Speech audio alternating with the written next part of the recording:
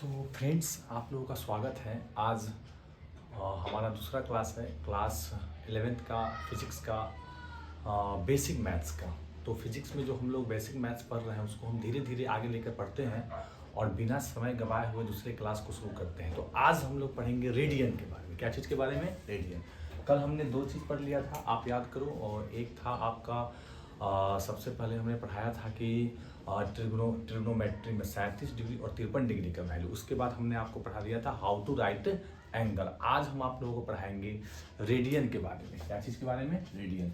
Radian क्या होता है? देखिए, रेडियन, आप लोग रेडियन, इसको हिंदी में ऐसे लिख देंगे रेडियन। रेडियन क्या होता है? ये सारे के सारे जो मैथ्स मैं आपको दोबारा से समझा देना चाहता हूँ, बता देना चाहता हूँ कि ये सारे के सारे जो मैथ्स है आपको 11th के फिजिक्स में यूज होने वाले हैं, ठीक है।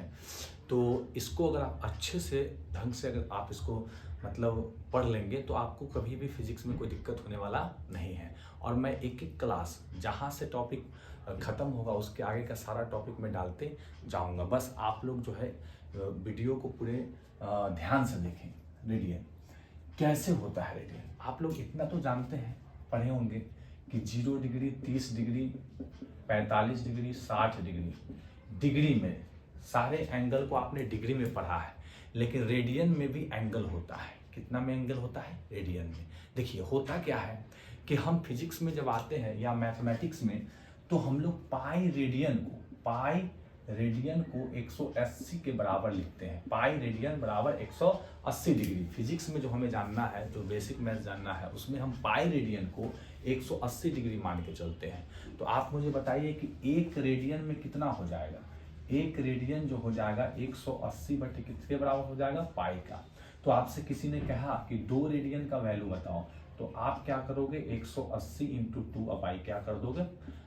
2 बाई पाई, यानी कि 360 बाई पाई रेडियन। हाँ, रेडियन को हम सी भी लगाकर डिनोट कर सकते हैं, इसमें कोई डाउट की बात नहीं। यानी पाई रेडियन बराबर 180 डिग्री।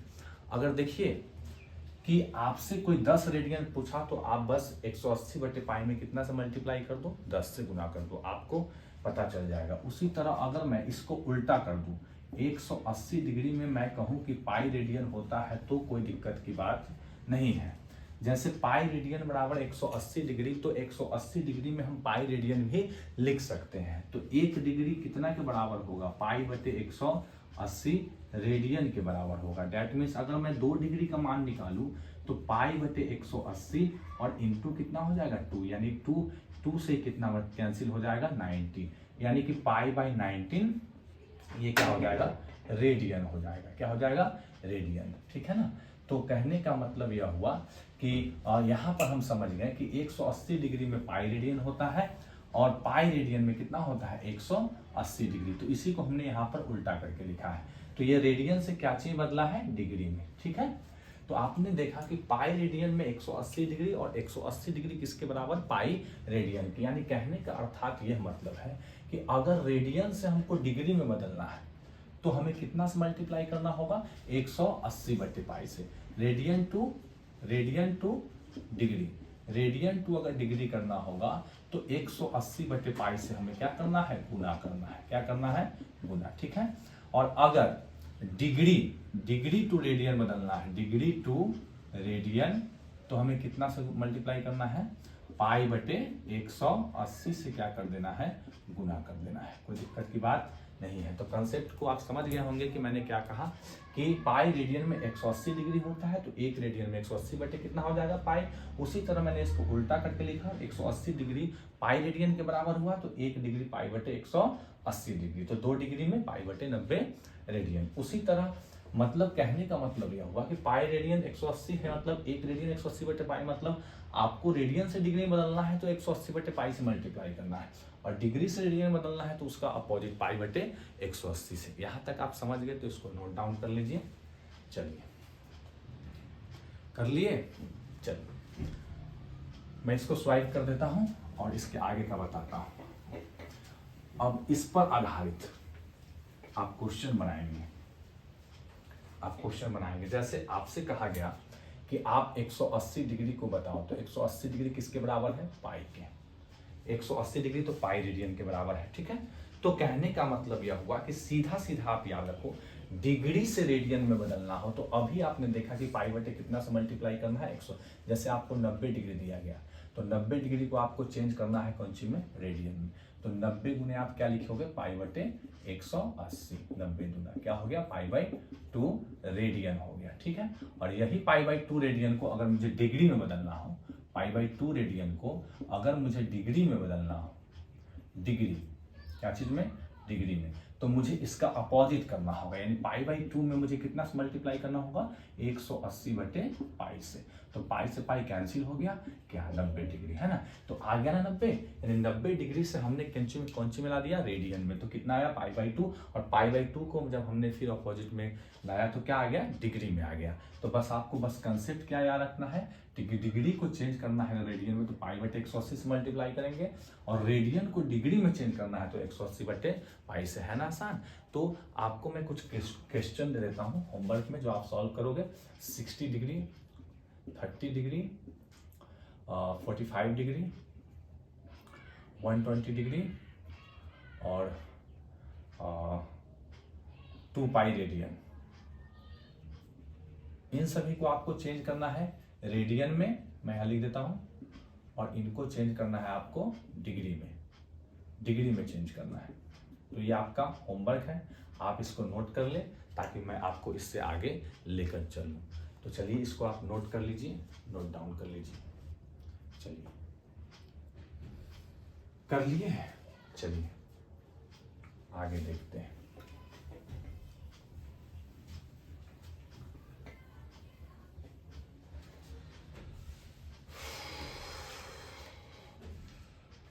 आपने कर लिया, चलिए अब अगला जो कॉन्सेप्ट है, 3 कॉन्सेप्ट हो गया हमारा। चौथा कॉन्सेप्ट जो है, अगर 0 डिग्री से 90 डिग्री के बीच, 0 डिग्री से 90 डिग्री के बीच, 0 डिग्री से 90 डिग्री के बीच हमसे कोई वैल्यू पूछा जाए, कोई भी वैल्यू आपसे पूछा जाए, ठीक है। 0 डिग्री से मैंने क्या बोला, 90 डिग्री, उसके बीच कोई भी वैल्यू पूछा जाए तो आप सबसे पहले एक ट्रिक याद रखिएगा। वो क्या ट्रिक है, सबसे पहले मेरी बात को समझिए। आप इतना तो जानते हैं कि ये सबसे पहली बात यह है कि अगर मैं 0 डिग्री पर लूँ तो जैसे साइन 0 है ना, कॉस 0, उसके बाद क्या होता है tan 0 डिग्री का हो गया। उसके बाद इसी में हम क्या ले लेंगे, 90 डिग्री को भी ले लेंगे। तो 90 डिग्री को लेंगे तो क्या हो जाएगा, तो क्या लेंगे साइन 90, कॉस 90 और tan क्या 90। चलिए वेरी गुड। तो इन सभी का वैल्यू अगर मुझे पता हो तो मैं जस्ट इसके मतलब 0 से 90 का वैल्यू को मैं आसानी से निकाल सकता हूँ। 180 का वैल्यू मैं आसानी से क्या कर सकता हूँ, निकाल सकता हूँ। तो जैसे साइन 0 का वैल्यू आप ही लोग बताइए कितना होता है, 0 होता है। साइन 0 का वैल्यू 0 होता है। कॉस 0 का वैल्यू कितना होता है, 1। tan 0 का वैल्यू कितना होता है, 1 होता है। tan 0 का वैल्यू 0 होता है। कितना होता है, 0। साइन 90 का वैल्यू कितना होता है, 1 होता है। कॉस 90 का वैल्यू कितना होता है, 0 होता है। और tan 90 का वैल्यू कितना होता है, इन्फिनिटी। तो अगर मुझे 0 से 90 के बीच का वैल्यू पता हो तो मैं आगे के सभी वैल्यू को क्या कर सकता हूँ, निकाल सकता हूँ। ठीक है, ठीक है।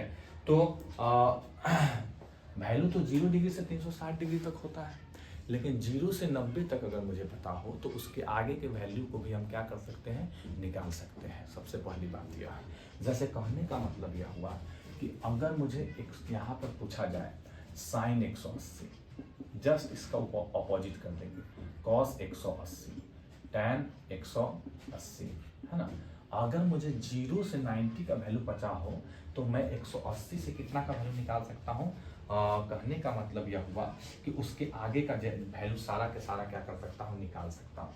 tan 180, उसी तरह साइन 270, है ना, कॉस 270 और tan 270। कुछ नहीं, अगर आपको ये सारे वैल्यू पता है, ये सारे वैल्यू अगर आपको पता है तो इसका जस्ट आप निगेटिव कर दो, जस्ट निगेटिव, आपको इनका वैल्यू आपको आसानी से पता चल जाएगा। साइन 0 0 होता है तो साइन 180 निगेटिव होगा यानी -0, तो वो भी क्या आ जाएगा 0। कॉस 0 1 तो इसका वैल्यू क्या होगा -1, बस जस्ट निगेटिव कर देना है। tan 0 तो tan 180 का वैल्यू -0 होगा लेकिन वो क्या हो जाएगा 0। साइन 91 होता है तो साइन 270 कितना हो जाएगा -1। कॉस 90 0 होता है तो कॉस 270 कितना होगा -0, जिसको आप क्या लिखिएगा 0। tan 90 इन्फिनिटिव है तो tan 270 का वैल्यू कितना हो जाएगा -इन्फिनिटिव, कितना हो जाएगा -। तो बहुत आसान है, अगर आपको 0 से 90 का वैल्यू याद हो तो उसके आगे का वैल्यू हम डायरेक्ट ट्रिक से याद रख सकते हैं, डायरेक्ट उसको हम क्या कर देंगे निगेटिव कर देंगे और कुछ करने की जरूरत नहीं है। तो यहाँ तक आप समझ गए होंगे, आप इसको पहले नोट कर लें, उसके बाद हम आगे आपको बताते हैं। चलिए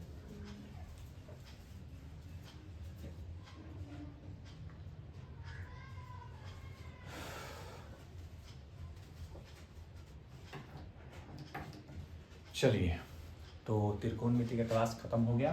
त्रिकोणमिति में फिजिक्स में बस आपको इतना ही पढ़ना था। अब मैं आपको जो आगे बताने जाने वाला हूँ वो है आपका ज्योमेट्री यानी ज्यामिति का क्लास। अब आपका चलेगा ज्यामिति यानी ज्योमेट्री, फिजिक्स में यूज होने वाला जो ज्योमेट्री है उसी की हम बात करेंगे, उसके अलावा हम दूसरा बात करने वाले यहाँ पर नहीं है। तो चलिए, तो इसमें हम क्या पढ़ते हैं, सबसे पहले ज्योमेट्री की बात करें तो ज्योमेट्री में हम कोई भी मैथमेटिकल फिगर को पढ़ते हैं। एनी मैथमेटिकल क्या फिगर, कोई भी मैथमेटिकल फिगर हो तो उसके बारे में हम इसमें क्या करेंगे स्टडी करेंगे, ठीक है। क्या चीज़ में, ज्यामिति में। यहाँ पर और कोई खास चीज़ नहीं करते, जैसे कि हो गया क्वाड्रिलेटरल चतुर्भुज, वर्ग, आयत, समांतर चतुर्भुज, ये जितने के जितने भी त्रिभुज भी हो गया, तो कहने का मतलब जितने भी उनके बारे में हम स्टडी करते हैं। तो हम क्या करते हैं यहाँ, in it we study about any mathematical figure, यानी हम यहाँ पर कोई भी मैथमेटिकल फिगर का क्या करते हैं स्टडी करते हैं। Any mathematical figure, in it we study about any mathematical figure, कोई भी जो गणितीय तस्वीर है उसके बारे में हम यहाँ पर क्या करते हैं अध्ययन करते हैं। जैसे कहने का मतलब यह हुआ, सबसे पहले इसमें आपको पढ़ना है सम ऑफ एंगल।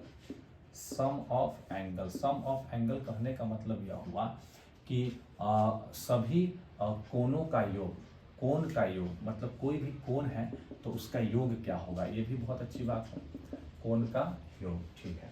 तो कोण का योग, तो कहने का मतलब ये होगा, जैसे मान लीजिए कोई ट्राइंगल है तो आप बहुत अच्छा से जानते हैं कि सर ये ट्राइंगल अगर है तो एंगल 1, एंगल 2 और एंगल कौन सी हो गया 3 हो गया। तो सर हम ये जानते हैं कि angle 1 plus angle 2 plus angle 3 लेंगे तो सर कितना के बराबर होगा 180 डिग्री का होगा। एक त्रिभुज के तीनों कोणों का योगफल कितना होता है 180 डिग्री होता है, ये तो आपको पता होना ही चाहिए, ठीक है, कहीं से भी, तो ये कोई दिक्कत की बात नहीं है, तो आप बेहतरीन ढंग से समझ रहे हैं।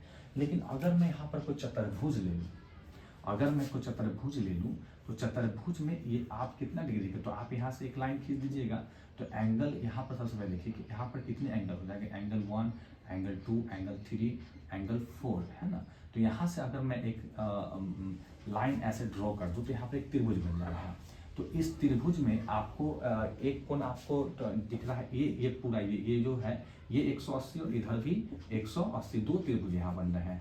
तो 180 और 180 टोटल एंगल कितना हो जाएगा, यहाँ टोटल एंगल यहाँ हो जाएगा 360 का हो जाएगा, कितना का हो जाएगा 360 का, ठीक है। उसी तरह अगर मैं पंचभुज की बात करूँ, किसकी बात करूँ, पंचभुज की, देखिए पंचभुज 1 2 3 4 और ये हो गया 5।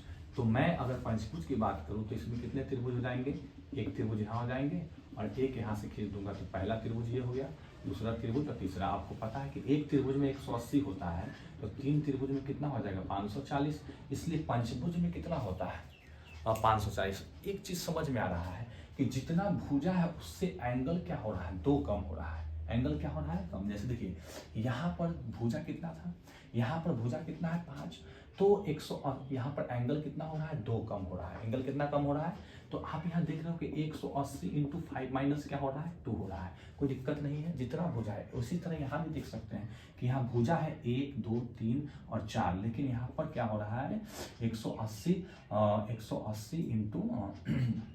इंटू 4 माइनस 2 यानी 2 कम रहा है, क्या हो रहा है बोलिए, 2 कम रहा है। उसी तरह यहाँ पर देखेंगे तो 180 तो है और यहाँ पर भी कितना हो जाएगा, भुजा 3 है उसमें से कितना कम रहा है, 2, तभी ना 180 इंटू कितना हो गया 1। तो अगर अगला बात करूँ तो अगला अगर षटभुज है तो षटभुज का जो हो जाएगा उसमें कितने भुजाएं होते हैं, 6 भुजा होता है। भुजाओं की संख्या कितना होता है, तो 180 इंटू कितना हो जाएगा, 6 माइनस कितना हो जाएगा 2, यानी कि 180 इंटू कितना हो जाएगा 4, यानी कि कितना डिग्री का होगा 720।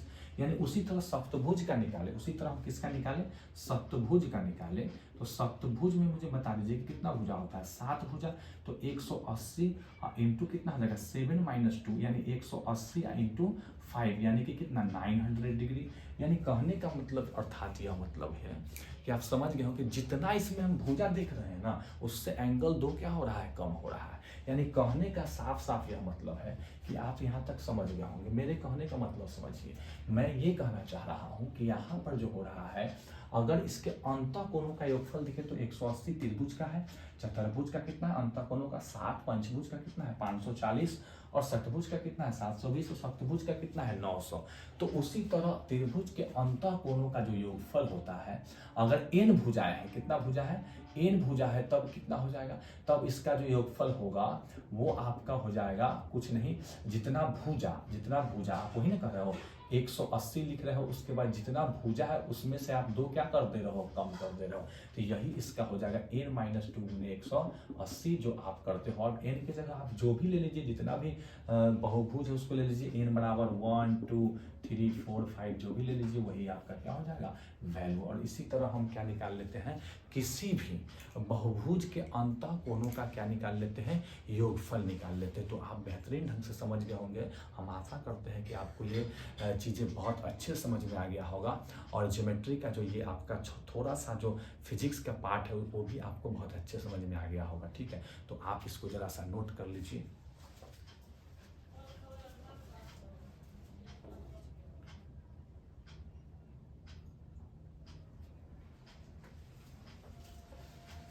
हाँ तो फ्रेंड्स, कर लिए आप लोग नोट्स। तो कैसा लगा आज का क्लास आप लोगों को, फिजिक्स का बेसिक 2, फिजिक्स का मैंने बेसिक 1 करवा दिया है और फिजिक्स के लिए जो मैथ का दूसरा पार्ट है ये भी मैंने अभी करवा दिया है।